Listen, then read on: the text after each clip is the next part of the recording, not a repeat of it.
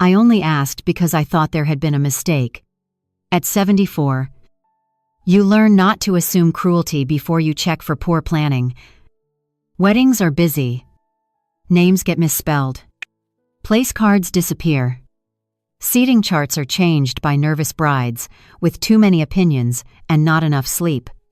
So when I stood in the hotel ballroom wearing the navy dress, my late husband, Henry, had always said made me look expensive but kind. And I could not find my name anywhere near my son's table. I told myself to breathe. My son Daniel was getting married at 6 o'clock. And I had arrived early because mothers do that. Even mothers who are widowed.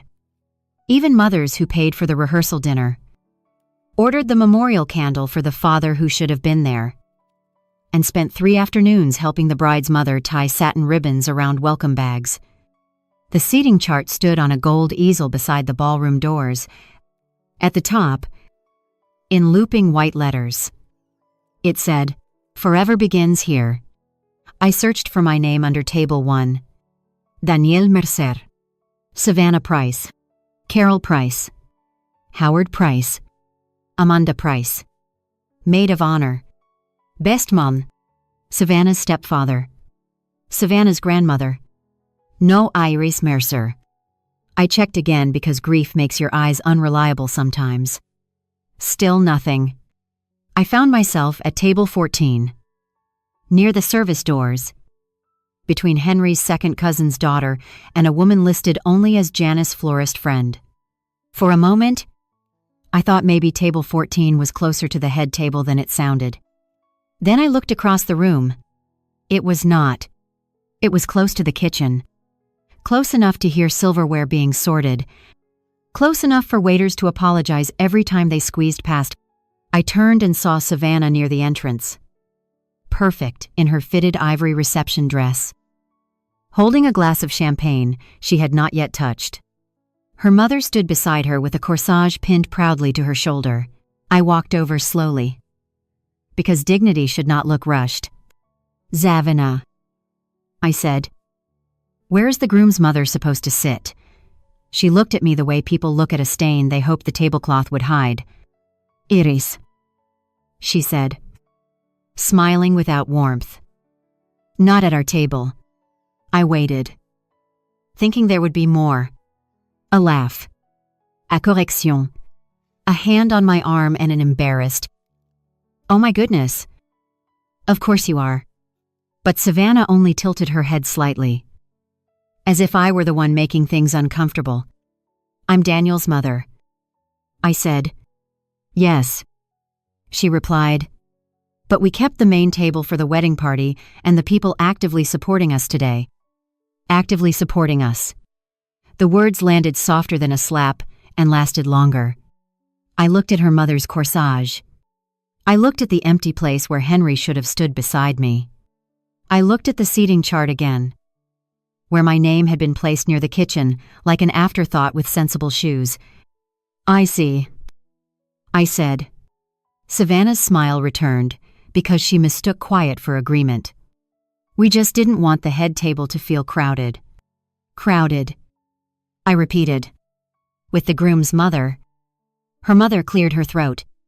"Iris, don't take it personally. These modern weddings are different." I turned to her. A mother being seated with her son has not become old-fashioned. It has become inconvenient. Savannah's face tightened. Before she could answer, Daniel appeared from the hallway in his black tuxedo. Handsome and pale. The way he had looked as a boy when he broke something and hoped I would blame the dog. His eyes moved from my face to the seating chart. Then to Savannah. That was when I knew. He knew already. A mistake runs toward you. A choice waits to see if you will swallow it. "Mom?" he said quietly. "Can we not do this right now? Do what I asked. Ask where I belong." Savannah stepped closer to him, slipping her hand around his arm. "Iris, today is about us." I nodded. Apparently, so is the seating chart. Daniel rubbed his forehead. "Mom, please, after dinner, Mr. Whitman is coming by. And we can talk through everything then. My body went still. Mr. Whitman was not a wedding guest. Mr. Whitman was my estate planning attorney. He had helped Henry and me set up our revocable living trust after Henry's first heart scare. He handled the trust documents, the house, the successor trustee language, the power of attorney, and every careful piece of paper Henry had insisted on because, as he said, Iris should never have to beg anyone to be safe. I looked at my son. Why is my estate planning attorney coming to your wedding reception? Savannah answered before Daniel could. It's just a quick family update. Since everyone is here. Everyone, I said, glancing back at table 14. Except me. Apparently. Daniel's mouth opened, then closed. Savannah's mother looked away. Good. Late here. Shame sometimes enters through the side door when pride blocks the front. I looked at Savannah's hand resting on my son's sleeve and said, calmly enough for the nearby guests to hear, you wanted me near the kitchen for dinner and near the documents after dessert. Savannah's smile vanished. Daniel whispered, Mom. But I was already looking at the seating chart again. A place card can tell the truth faster than a speech. My name was not missing from the family table by accident. It had been removed by design. And if I was not family enough for their table, they were about to learn I was not family enough for their trust meeting either. I did not sit down right away. Some humiliations need a witness before they become real. And some need only the person who planned them to realize you have understood. I stood beside the seating chart while guests flowed around me in perfume, silk, and polite confusion. Table 1 gleamed at the front of the ballroom beneath a spray of white roses. Savannah's mother touched her corsage every few seconds, as if it were a medal. Her stepfather laughed with the best man. Savannah's grandmother had a chair marked with a satin ribbon. Even the maid of honor had a little handwritten card waiting beside a crystal glass. I looked at table 14. No ribbon. No flowers. No family candle. Just my name printed small near the kitchen doors, where waiters were already moving in and out with trays. Useful enough to write checks. Not important enough to sit beside my son. Daniel followed me as I walked toward the back of the room. Mum, he said under his breath. Please don't make this worse. I stopped beside table 12 and turned to him. Worse than what? Daniel. His face tightened. It's one dinner. No, I said. It is one public answer. He looked toward Savannah, who was watching us from across the room with her champagne still untouched. Savannah was trying to keep things balanced. Balanced. I repeated. Her mother at the head table. Her stepfather at the head table. Her grandmother beside the aisle. Her florist friend closer to me than my own son. He swallowed. You're making it sound intentional. You looked at the seating chart before I did. He did not deny it. That was answer enough. I reached table 14 and placed my small silver purse beside the plate. The table smelled faintly of garlic from the kitchen vent. A young waiter nearly bumped my chair and apologized before the first course had even arrived. Across the ballroom, Daniel's table glowed under special lighting. Mine sat in the practical shadow where people put things they need but do not want photographed. I sat carefully. Knees together. Spine straight. Because Henry had once told me a woman could be wounded without folding. Daniel remained standing beside me. Miserable and silent. Mr. Whitman, I said quietly. Explain. He glanced around. Savannah thought since he was already in town, my estate planning attorney was already in town for what Daniel rubbed his hands together. He has another client nearby tomorrow. I mentioned we'd all be together tonight. And Savannah said maybe it would be a good time to update some family planning. What family planning? The trust documents. There it was. Spoken softly. But ugly all the same. I looked at my son. My only child. The boy whose college tuition Henry and I had paid without debt. The man whose wedding rehearsal dinner had come from my account 3 nights earlier. You invited my attorney to your wedding reception to discuss my revocable living trust, just to review it. He said quickly. Not pressure you. Pressure does not always raise its voice. His eyes dropped. Mom. Savannah and I are married now. We have to think about the future. I gave a small laugh. But there was no humor in it. Your future begins tonight. Mine does not end tonight. He flinched. Good. Some sentences should leave a mark.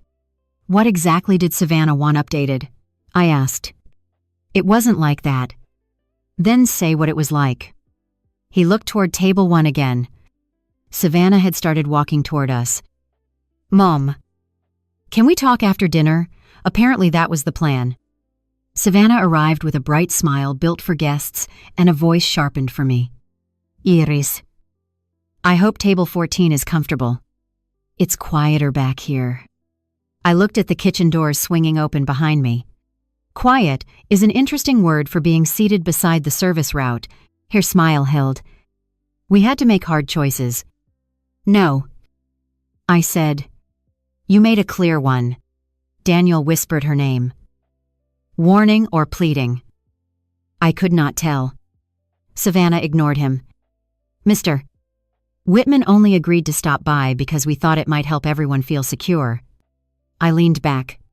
Everyone, she hesitated. Daniel is your son. And I am Henry's veto. That stopped her for half a breath. My revocable living trust was created to protect my home, my care, and my choices. It was not created as a wedding night conversation piece. Savannah's eyes flicked to the nearby guests who had gone quiet enough to pretend they were not listening. You're twisting this. No. I said. I am reading the seating chart and the appointment calendar together. Her mother appeared behind her then, corsage bright as a warning light. Iris. This is not the time. I looked from one woman to the other. That is funny. Everyone seemed to think after dinner was the perfect time. Daniel's face went pale. Savannah's mother looked away first. I picked up my purse again and stood. Where are you going? Daniel asked. To wash my hands before dinner, I said. Apparently I will need them clean when people ask me to touch my trust documents after dessert. Then I walked toward the restroom with my head high, leaving my chair empty beside the kitchen. And for the first time all evening, table 1 looked less like honor and more like evidence. In the restroom, I stood at the sink longer than necessary and let the cold water run over my fingers. Not because I was trembling, because I wanted to make sure that when I returned to that ballroom, every part of me understood the difference between pain and permission. Pain had arrived when I saw my name near the kitchen. Permission would have been sitting there quietly while my son's new wife treated my trust documents like a party favor. I looked at myself in the mirror, 74 years old, silver hair pinned neatly, lipstick still even, Henry's brooch on my shoulder, a small gold bird with one pearl eye. He had given it to me on our 35th anniversary and said, "Wear it when you need reminding that you were never meant to be small." I touched it once. Then the restroom door opened, and Savannah's mother walked in with another woman from table 1. They did not see me at first because I was partly hidden by the wall near the hand towels. She's making a scene, the woman whispered. Savannah's mother sighed. Iris has always been sensitive about being included. Sensitive. That old word people use when they do not want to say they were cruel. Savannah tried to be practical. Her mother continued. Daniel's mother can be difficult. And honestly, with the trust situation, it's better to keep things organized before emotions get worse. The trust situation, I dried my hands slowly. The other woman asked, "Is she changing something tonight?" Savannah's mother lowered her voice. But not enough. Savannah says Daniel should be named successor trustee properly now that they're married. It just makes sense. He's the son. The house will be his someday anyway. The house. Henry's house. My house. The little brick home where Daniel learned to ride a bike in the driveway. The home Henry and I placed inside the revocable living trust so I would never be pushed, hurried, or handled if grief left me vulnerable. I stepped into view. Savannah's mother froze with one hand under the faucet. I smiled. Not kindly, clearly. The house will be mine as long as I am alive, I said. The other woman suddenly became very interested in her purse. Savannah's mother straightened. Iris. You misunderstood. No, I said. For the first time tonight. I heard it perfectly. I walked out before she could polish the sentence. When I returned to the ballroom, dinner had begun. Table 1 was already eating salad under the warm lights. Daniel's chair was close to Savannah's. Her mother had returned ahead of me somehow. Face tight. Corsage still proud, but less comfortable. I sat at table 14 and unfolded my napkin.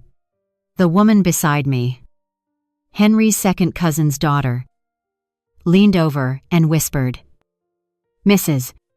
Mercer. I thought the groom's mother usually sat up front. So did I said. She looked embarrassed for knowing the truth. That was the strange thing about public humiliation. It did not only shame the person receiving it, it made decent people uncomfortable because they recognized cruelty and had no script for stopping it.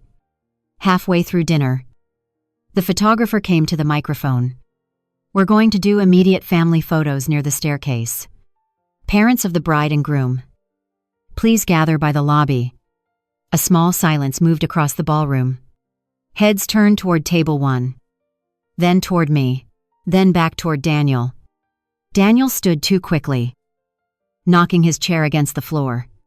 Savannah touched his wrist, whispering something.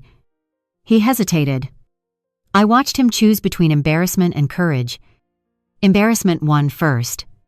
It usually does, in weak men. Then the photographer called again. Louder. Mother of the groom. This time, everyone knew where I was. Near the kitchen. Behind the service path. At the table for people who were useful but not honored. I rose slowly, placed my napkin beside my untouched salad, and walked the full length of the ballroom while guests pretended not to stare. Every step was quiet. Every step accused the seating chart. When I reached Daniel, his eyes were wet. Mom, he whispered. I'm sorry. For the table, I asked. Or for being seen noticing it. He had no answer before the lobby doors opened, and Mr. Whitman stepped inside in his dark suit.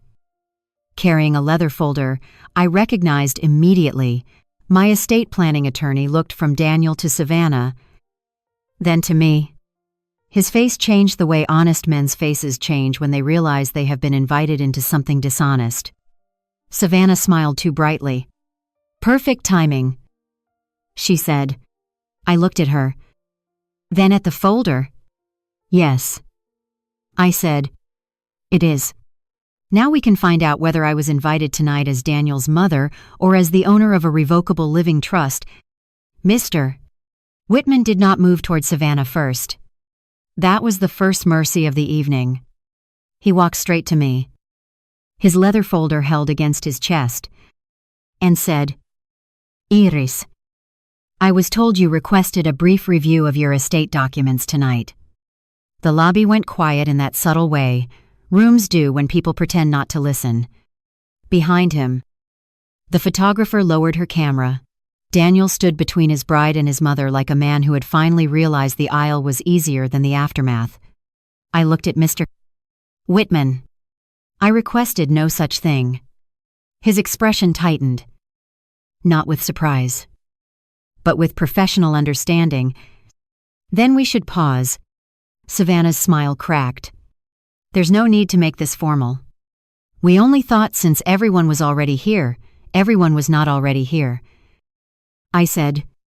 I was at table 14. Her mother stepped forward. Iris. For heaven's sake. This is a wedding. I turned to her. Then why did your daughter invite my estate planning attorney? That sentence did what truth does when spoken in a room full of flowers. It made the decorations look ridiculous. A cousin near the staircase whispered. Estate attorney, someone else whispered. At the reception, Daniel's face went red. Savannah lifted her chin. This was meant to help Daniel. He's your only child. He was also my only child while I was seated by the kitchen. Mr. Whitman cleared his throat gently. Iris. I need to ask directly. Do you want Daniel or Savannah present for any conversation regarding your revocable living trust? Trust documents. Successor trustee provisions. Power of attorney. Or beneficiary designations. Savannah answered before I could prop it. Of course she does. We're family. I looked at her. Not according to the table assignment. Then I turned back to Mr. Whitman. No, I do not want them present. Daniel closed his eyes. Savannah's mother made a small offended sound. As if privacy were rude only when it protected someone else. Mr. Whitman nodded. Understood. No discussion will occur without your consent. Savannah's voice sharpened. Daniel is her son. He should know what is happening with the trust. I faced her fully then. Daniel should know how to seat his mother before he asks how to inherit from her. The room went still. Even the pianist near the ballroom doors stopped playing for half a second before finding the keys again. Daniel whispered, Mom. Please. I looked at him. Please what? Please be smaller, please be quiet, please sit near the kitchen and then sign near the cake. His mouth trembled. I didn't mean it like that. You rarely do. I said, but meaning is not the only thing that matters. Arrangements matter. Invitations matter. Seating charts matter.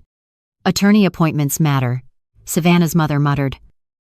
This is humiliating. I smiled at her. Yes. It is.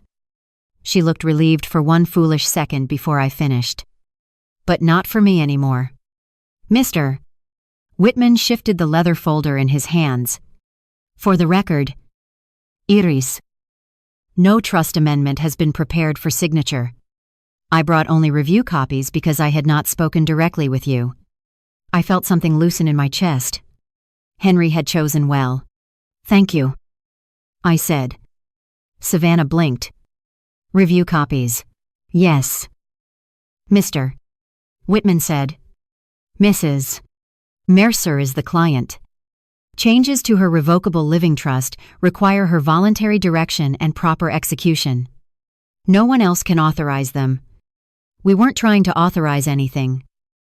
Savannah snapped. We were trying to make sure Daniel was protected. I let that word hang between us. Protected. Henry created that trust to protect me. My voice stayed calm. But it carried my home, my care, my choices, my old age. Not your seating plan, not your mortgage dream, not your idea of what should already belong to my son. Savannah's face lost color. Daniel looked at her quickly. Too quickly. So there was a mortgage dream. Good. Truth has cousins. They arrived together. I turned to Mr. Mader. Whitman, please make a note in my file. From now on, all meetings about my estate planning, my revocable living trust, my power of attorney, and any trust amendment are private. No family members included unless I request them in writing. I will note that today, Savannah stepped closer. You are overreacting because of a table. No, I said. I am responding because the table told me what the meeting meant. Then I looked at Daniel. If I was not at your table, you are not in my trust meeting. The words landed harder than music, harder than applause, harder than any toast that would be given later under chandeliers. Mr. Whitman closed his folder. Iris, would you like me to walk you to your car? Savannah made a sound of disbelief. She's leaving before photos. I looked at the photographer. Then at table 1 glowing behind the ballroom doors. Then, at my empty chair by the kitchen. No, I said. I already gave them a picture. Daniel stared at me. What picture? I picked up my purse and held my head high. The groom's mother walking across the entire ballroom because no one saved her a place. Then I left beside the only man in the building who seemed to understand that my signature was not part of the reception package. Mr. Whitman walked beside me through the hotel lobby without asking questions he already knew the answer to. That was one of the reasons Henry had trusted him. He understood that some moments did not need conversation. They needed a clean exit and a witness with a leather folder. Behind us. The ballroom music started again. Too bright and too late. Laughter rose. Then fell. Then rose again in that nervous way. People laugh after truth has interrupted dinner. I did not look back. If Daniel wanted to follow me, he knew how doors worked. Outside. The evening air felt cold against my face. I had not realized how hot the ballroom had become until I was no longer standing under chandeliers with my dignity on display. Mr. Whitman stopped near the valet desk. Iris, he said gently. I want to put something in writing tonight. I looked at him. Please do. He opened his folder and took out a business card. No changes were made. No trust amendment was prepared for signature. No revisions to your revocable living trust. Successor trustee provisions. Power of attorney. Beneficiary designations. Or related estate planning documents were discussed with your consent. I nodded. The words felt like a railing under my hand. And future meetings private. He said, unless you authorize someone else in writing. Good. He hesitated. May I ask something as your attorney? Yes. Did Daniel or Savannah tell you I was coming tonight before you arrived? I looked toward the hotel doors. Through the glass, I could see movement near the ballroom entrance. Savannah's white dress flashed once like a warning. No, I said. Daniel mentioned your name only after I asked why I was not at the family table. Mr. Whitman's mouth tightened. Then I will document that as well. I almost smiled. Not because anything was funny, but because paper had begun doing what people refused to do, tell the truth without flinching. The valet brought my car. Before I got in, Daniel came through the hotel doors. He did not run. Running would have required urgency. He walked quickly, with Savannah several steps behind him and her mother behind her. Still wearing that corsage like a badge from a country where manners had died. Mom? Daniel called. Please don't leave. I turned. Why? His face crumpled. Because people are asking questions. There it was. Not because I was hurt. Not because I had been seated near the kitchen. Not because my estate planning attorney had been invited like dessert entertainment. People were asking questions. Good. I said, questions are how lies lose weight. Savannah stopped beside him, breathing hard through her smile. Iris, this has gone far enough. No, I said. It finally went far enough to be seen. Her mother stepped forward. You embarrassed the bride. I looked at the corsage, then at her face. Your daughter seated the groom's mother by the kitchen and invited her attorney to discuss a revocable living trust after dinner. I did not embarrass her. I narrated her. Daniel whispered. Mom, I didn't know it would look this bad. I felt the old mother in me ache for him.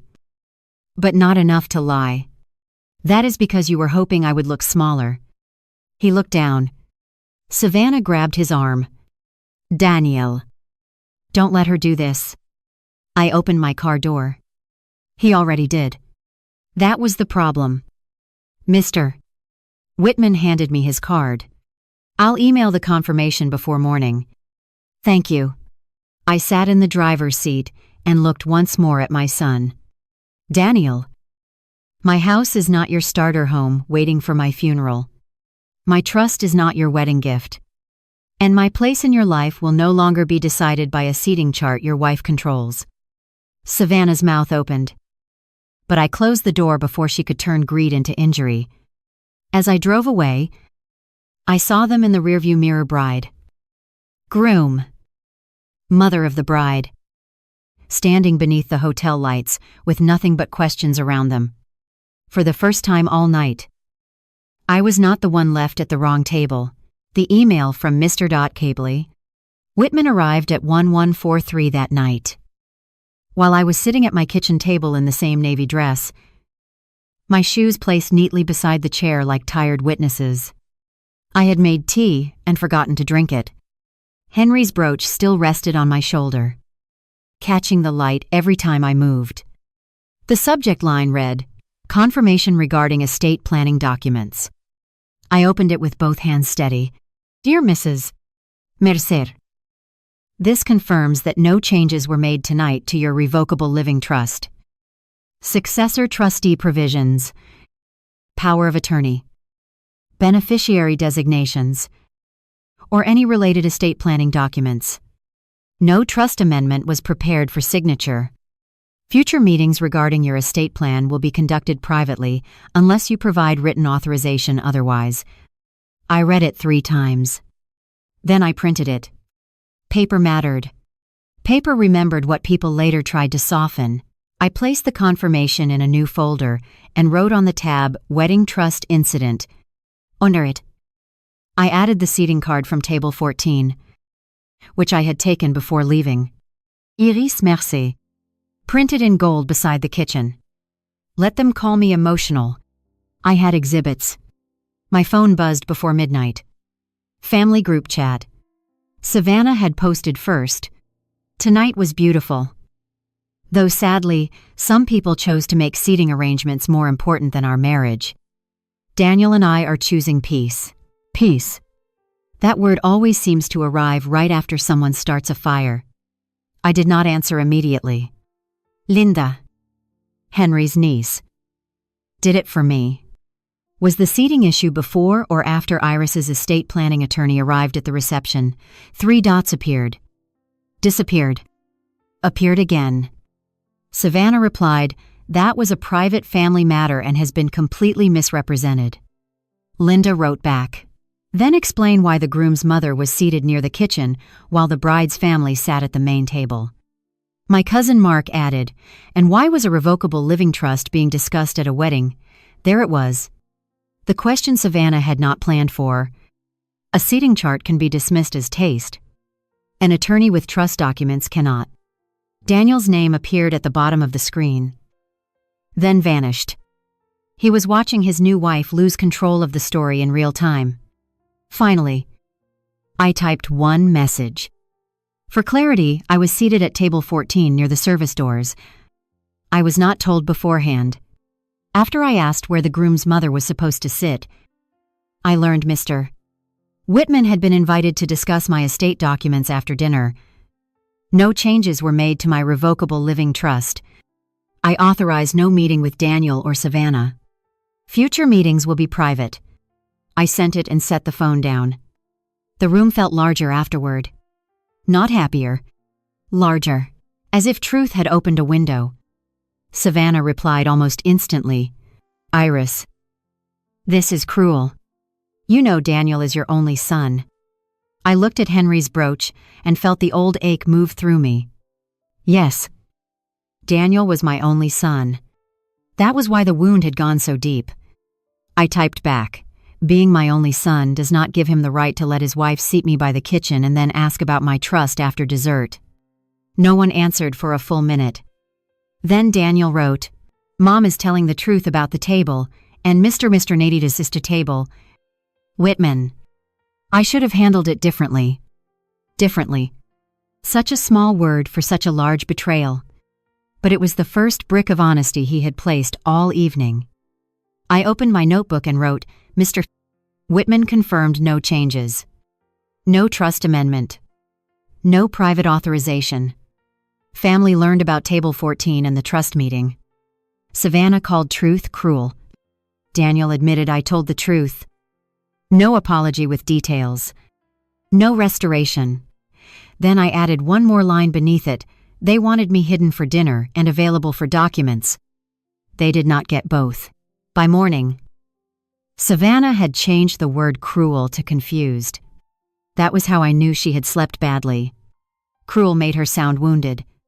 Confused made her sound generous. In the family group chat, she wrote, I think emotions ran high last night, and some details have been misunderstood. Daniel and I never intended to pressure Iris. We only wanted to make sure family responsibilities were handled while everyone was together. I read it while buttering toast. Family responsibilities, such a polished phrase for putting an old woman near the kitchen and inviting her estate planning attorney to dessert. Linda replied before I could. Which family responsibility required Iris to sit at table 14 instead of beside her son Mark added. And which family responsibility required discussion of a revocable living trust at a wedding reception? I took one bite of toast and almost smiled. There is a special kind of justice in other people asking the questions you were once expected to swallow. Daniel did not answer. Savannah did. The seating was not meant as disrespect. Iris had a comfortable table with people she knew. I looked at the seating card on my kitchen table. People she knew. Henry's second cousin's daughter and Janice. Florist friend. I typed slowly. Savannah? I did not know Janice. I still do not know whether Janice knows she was part of your defense strategy. Linda sent a laughing emoji, then removed it. Probably out of respect for my age or her own sense of drama. Savannah's next reply came sharper. This is exactly what I mean. You are making jokes while Daniel is devastated. I set down my toast. Daniel is devastated because the seating chart and the attorney appointment are now being discussed in the same room. I was devastated when they happened in the same room. No one replied for nearly 5 minutes. Then Carol wrote, that sentence should be printed. At 10 o'clock? Mr. Whitman called. Iris. I sent the confirmation last night. I'd like to schedule a private review of your estate plan this week. Good. I said. I want everything reviewed. The revocable living trust. Successor trustee provisions. Power of attorney. Healthcare directive. Beneficiary designations. All of it. He paused. Do you wish Daniel included? No. The word came easier than I expected. Not because I no longer loved my son. Because love had finally stopped being confused with access. Understood. Mr. Whitman said, we can discuss whether your current successor trustee language still reflects your wishes. Current. Reflects. Wishes. Professional words. Kind words. Because they did not ask me to forgive anyone before protecting myself. Henry wanted Daniel named because we trusted the boy he was. I said, I need to review whether I still trust the man he became. Mr. Whitman was quiet for a moment. That is exactly what estate planning is for. Iris. Not punishment. Clarity. After we hung up, I opened the old trust binder Henry and I had kept in the hall cabinet. The first page still had our signatures side by side. Henry's handwriting leaned slightly to the right, as if even his name was walking ahead to make room for me. I touched it once. You were right. I whispered. He had insisted on the revocable living trust after his heart scare. Not because he expected Daniel to turn weak, but because he understood grief makes widows vulnerable and money makes some people impatient. I turned to the successor trustee page. Daniel's name sat there clean and legal. Too clean for what had happened. My phone buzzed again. Daniel this time. Mom. Can we talk without everyone else? I stared at the message. Then I typed back. Yes. But not about the trust. He answered quickly. I know. I wanted to believe him. I did not yet. Belief. like a seat at the family table, should not be handed to someone who already gave it away. I opened my notebook and wrote, Savannah reframed pressure as family responsibility. Family asked direct questions. Mr. Whitman scheduled private review. Daniel requested private conversation. Boundary set no trust discussion. No restoration. Then I added one more line. Because Henry would have liked it, a son can ask to talk to his mother. He cannot use that conversation as a side door into her estate plan. Daniel came that afternoon without Savannah, which told me one of two things. Either he had finally found a spine, or Savannah had found a reason to let him borrow one. I watched from the front window as he sat in his car for almost a full minute before opening the door. He looked at my house the way people look at churches after they have lied too close to God. This was the house Henry and I had placed into the Revocable Living Trust. Not because it was grand, but because it was ours. The brick was old. The porch rail needed paint. The maple tree had lifted part of the front walk with its roots, but every room carried proof that I had lived a life before Savannah decided my value belonged near a kitchen door. When Daniel rang the bell, I did not hurry. I opened the door and looked at my son. Are you here to talk to me? I asked. Or to report back to your wife? His eyes dropped. To belong near a kitchen door. When Daniel rang the bell, I did not hurry talk to you about the trust. No. I stepped aside. Then come in. He walked into the living room and looked around, like he had forgotten the place could remember him. His graduation photo still sat on the mantel. So did Henry's. Daniel's eyes stopped on his father's picture. And for a second, he was not a groom or a husband or a man who had let his mother be seated by the kitchen. He was a boy caught disappointing, a dead father. Dad would be ashamed of me. He said, Yes. I replied. He flinched. But I did not soften it. Some truths lose their medicine when mothers add sugar. We sat at the small round table by the window. Not the dining room table. Not the table where Henry and I had signed trust documents. This was a talking table, not a signing table. Daniel folded his hands. I knew about table 14. He said, I saw the seating chart 2 days before the wedding. I said nothing. He went on because silence was finally doing its job. Savannah said her family had complicated dynamics. And if her mother wasn't at the main table, there would be drama. Then her stepfather had to be there because of her mother. Then her grandmother. Then the wedding party. And by the time I asked where you would sit, she said you wouldn't mind. I looked at him. And you let a woman who barely knows me decide what I would mind. His mouth trembled. Yes. Why, he swallowed. Because I wanted peace. I almost laughed. Peace is becoming a very expensive word in this family. His eyes filled. I thought you'd forgive me. There it was. Not cruelty exactly. Something weaker and almost worse. He had counted on my love to absorb his cowardice. Daniel, I said, you did not choose peace. You chose the person you thought would punish you louder. He covered his face. I'm sorry. For what? He took a shaky breath. For knowing? For not warning you? For letting Savannah say you weren't actively supporting us when you had done more than half the people at that table? For letting Mr. Whitman be invited without asking you directly? For thinking your trust was something we could review because it would help us feel secure? Us. I repeated. He nodded miserably. Savannah wanted to know whether I was still the only successor trustee. The room changed. Not visibly, but something inside it leaned forward. Before the wedding, I asked. Yes. Before she seated me near the kitchen, he closed his eyes. Yes. I sat very still. The order mattered again. Savannah had not made one mistake. She had arranged a sequence, our Lady 9 nil. Lower the mother publicly.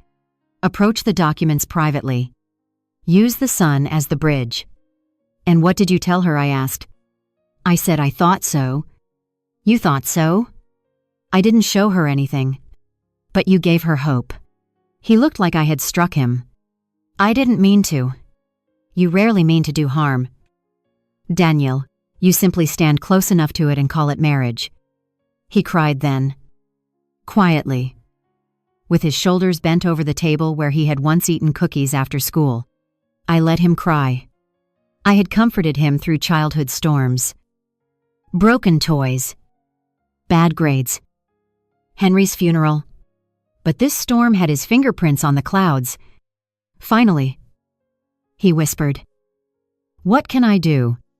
You can stop asking what fixes the consequence and start asking what created it. He nodded. I'll tell Savannah she can't ask about the trust anymore. No. I said. You will tell Savannah she never had a right to ask. That landed. He wiped his face. Okay.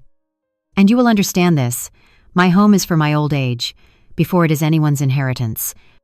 I understand. Not yet. I said. But you may begin. After he left, I opened my notebook and wrote, Daniel came alone. Admitted he knew about Table 14, 2 days before wedding. Admitted Savannah asked whether he remained sole successor trustee before the wedding. Admitted trust review was meant to help them feel secure. No trust details given. No restoration. Then I added one more line beneath it. He wanted peace so badly that he offered me as the quiet place where everyone else could put their shame. The private review with Mr. Tynell. Whitman was scheduled for Thursday morning, and I dressed for it like I was going to court against my own softness. Black slacks. Cream blouse. Henry's gold bird brooch on my shoulder. No pearls. Pearls were for weddings. Anniversaries. Church photographs. And women who still believed they would be treated gently if they looked respectable enough. That week had taught me better. I carried the old trust binder in both arms when I walked into Mr. Setting, end quote. Whitman's office. His receptionist stood when she saw me. Not with pity, but with the kind of respect that made my throat tighten. Mrs. Mercer. Mr. Whitman is ready for you. Ready. Such a beautiful word when everyone else had been hoping I would not be. Mr. Whitman met me at the conference room door and closed it behind us. No Daniel. No Savannah. No corsage mother. No seating chart dressed up as etiquette. Just me. My attorney. And the documents Henry had insisted on because he loved me beyond his lifetime. Before we begin, Mr. Whitman said, I want to confirm this meeting is private and client-directed. It is, and no one else has authorization to receive information about your revocable living trust, trust assets, successor trustee provisions, power of attorney, healthcare directive, or beneficiary designations, unless you provide written permission. Correct. He nodded and opened the binder. Then let's review everything carefully. We started with the house. My house, the brick one with the maple tree. The pantry door Henry fixed twice and still never made straight. The kitchen window where I watched Daniel come home from school for 12 years. Mr. Whitman explained the current trust language. Daniel was named sole successor trustee if I became incapacitated or after my death. Daniel would have authority over the trust assets under the current terms. Authority. That word sat on the table like a loaded object. I don't want Daniel erased. I said, but I no longer want Daniel standing alone between me and Savannah's appetite. Mr. Whitman wrote that down without blinking. We can appoint an independent co-trustee or replace Daniel as sole successor trustee. We can also add protective language requiring oversight before any sale of the home or distribution of major trust assets. Do that. My voice did not shake. And I want Linda considered. As co-trustee or primary successor trustee. I want options. He nodded. We moved to the power of attorney. Daniel's name was there too. I remembered signing it after Henry died. thinking of my son as safety. Now I saw the danger of making one weak man the only locked door between a widow and someone determined to get inside. Change that, I said. I do not want Daniel holding financial power of attorney alone. Understood. Then came the healthcare directive. That one hurt more. Who would speak for me if I could not speak for myself a year ago? The answer had been easy. My son. Now I imagined Savannah whispering about what was practical. What was expensive? What made sense for everyone? Everyone except the woman in the bed. Add Linda, I said, and require consultation with my physician before major decisions. I want my care protected from convenience. Mr. Whitman looked up. That is a reasonable concern. I looked at Henry's signature on the old page and whispered, I wish it weren't. By the end of the meeting, the plan was clear. Daniel would not be cut out like a stranger. But he would not be left holding unchecked control. Savannah would receive no authority. No information. No side door. No polite path through my son's cowardice. My home would remain for my care first. My retirement savings would remain for my life first.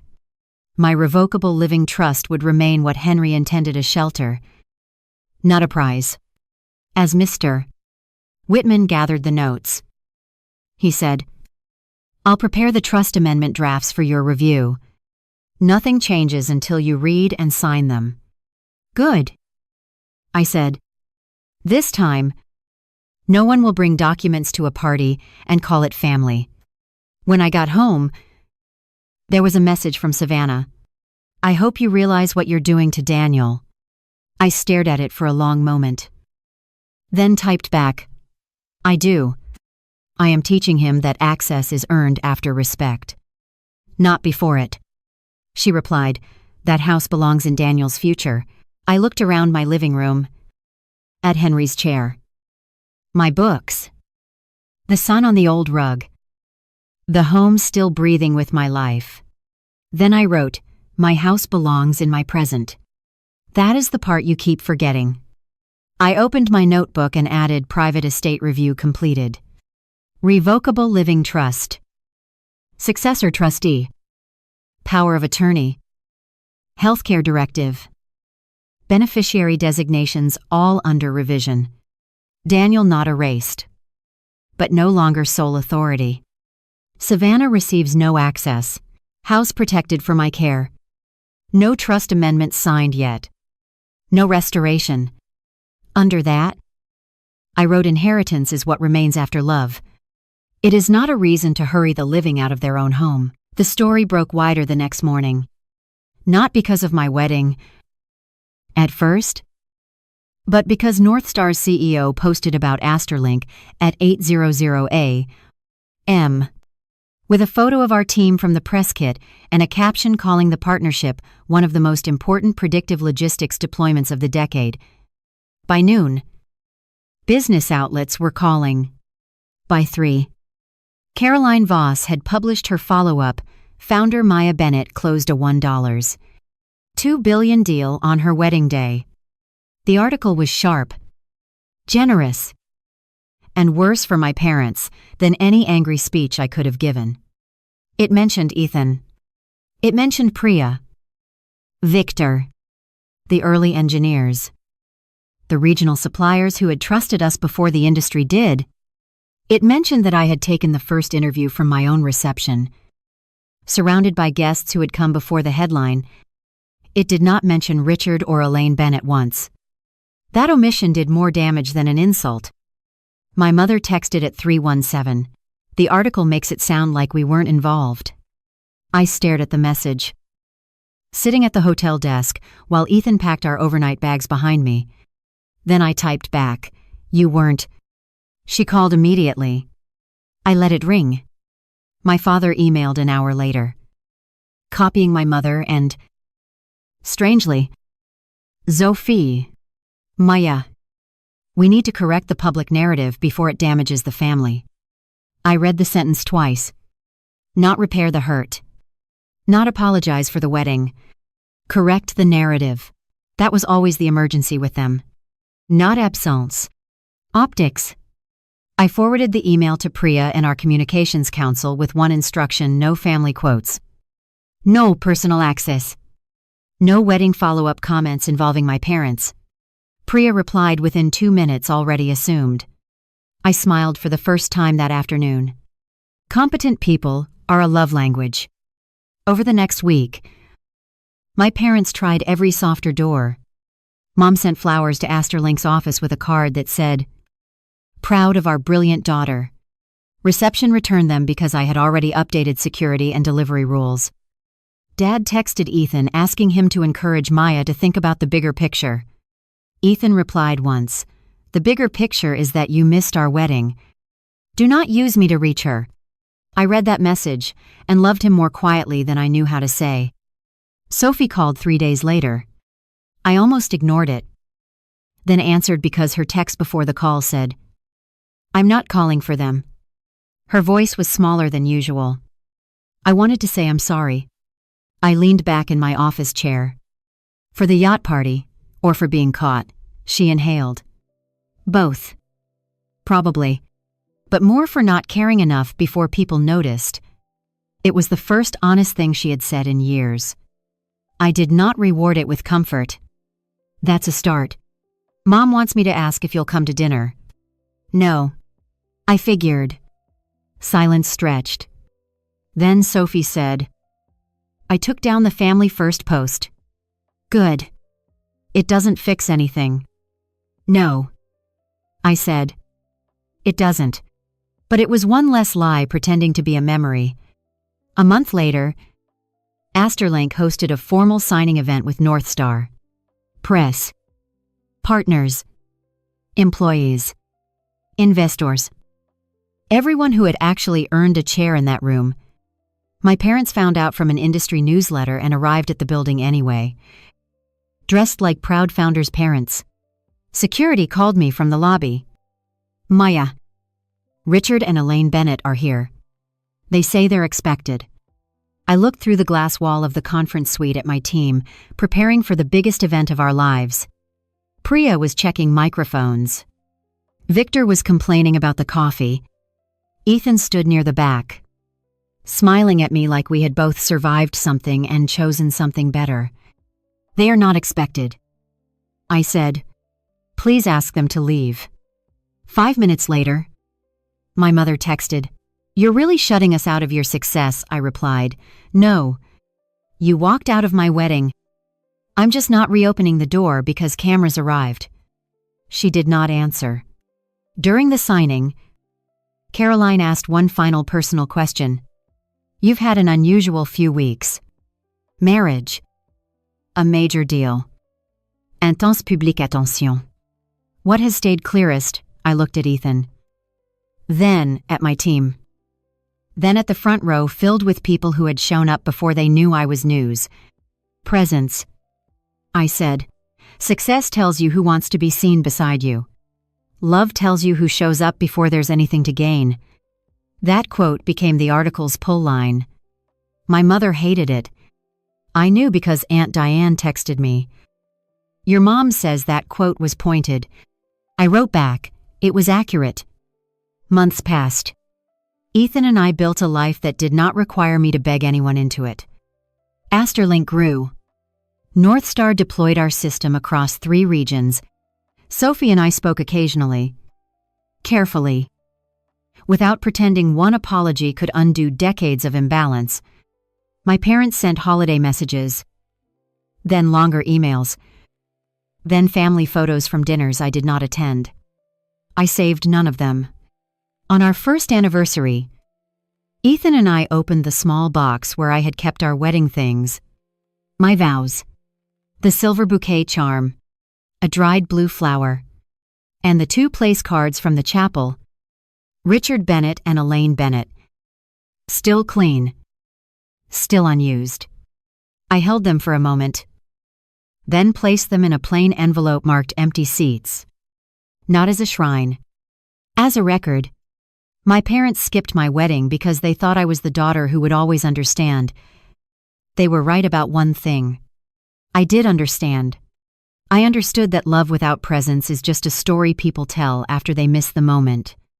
So when my mother called 17 times, I let the phone ring.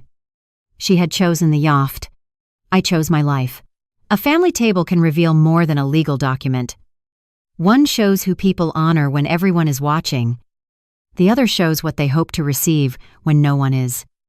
That night taught me that estate planning is not cold, selfish, or unloving.